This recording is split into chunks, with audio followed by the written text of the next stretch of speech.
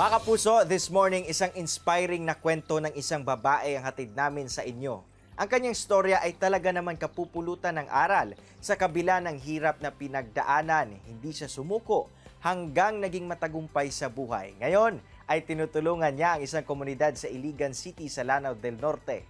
Ating pakinggan ang wonderful and inspiring story ni Ma'am Pia Marie Hugo. Ma'am Pia, good morning and welcome po dito sa At Home with GMA Regional TV. Kumusta po kayo ngayong umaga? Maayong buntag, thank you. Good morning sa inyong lahat.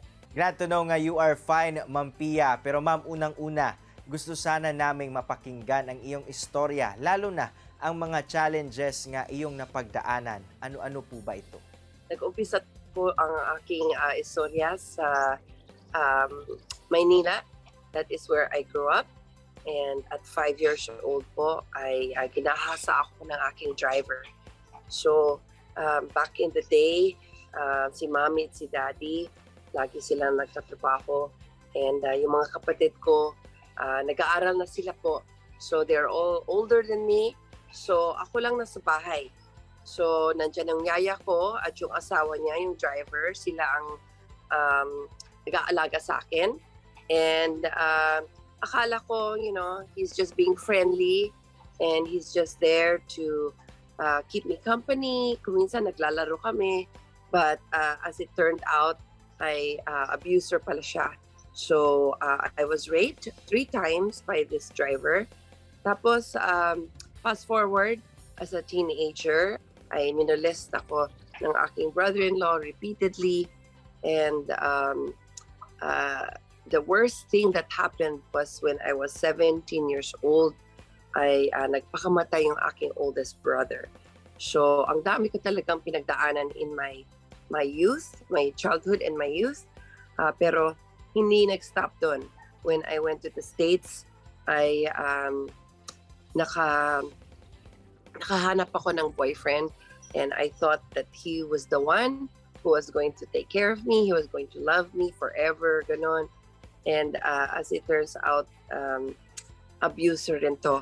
So, before I reached the age of 30, marami na talaga akong nadaanan na mga trauma at napakasakit na mga experiences.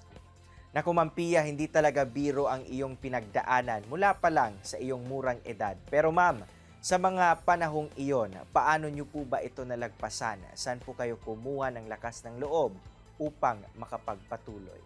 Lumaki akong Katoliko, like karamihan ng mga Pilipino.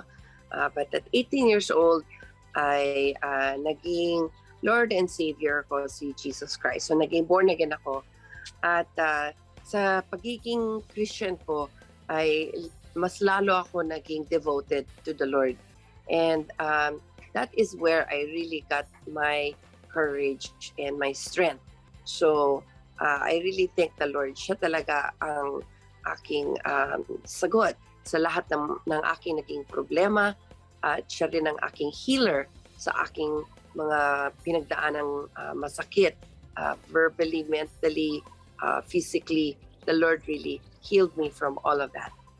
Talagang nasa Diyos ang pag-asa at lakas na ating kailangan. Ma'am Pia, with all those struggles sa iyong buhay ngayon ay masaya ka na at tumutulong na sa iyong kapwa sa Iligan City.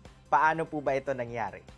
Now that I am free and now that I am living a blessed life, I don't live for myself.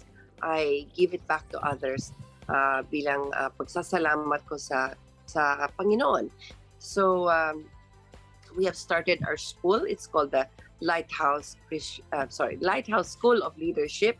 And we are starting this September 12, opening day. So, this is how it happened. Ma'am Pia, bakit niyo po ba naisipan na tumulong sa kapwa sa pamamagitan ng pagtayo ng paaralan at ministry? 23 years po ako as educator. Teacher po ako sa Estados Unidos.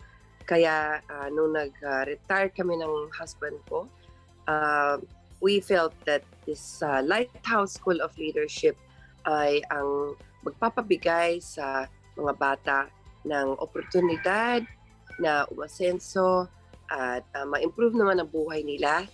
Naway magpatuloy po ang iyong magandang advokasya para sa komunidad na iyong nasasakupan, Ma'am Pia. Daghang salamat, Ma'am Pia Hugo, sa oras na iyong ibinigay dito sa At Home with GMA Regional TV. More power sa iyong mga proyekto. Mga kapuso, standby lang mo kay mo balik pa ang At Home with GMA Regional TV. Kini ang At Home with GMA Regional TV.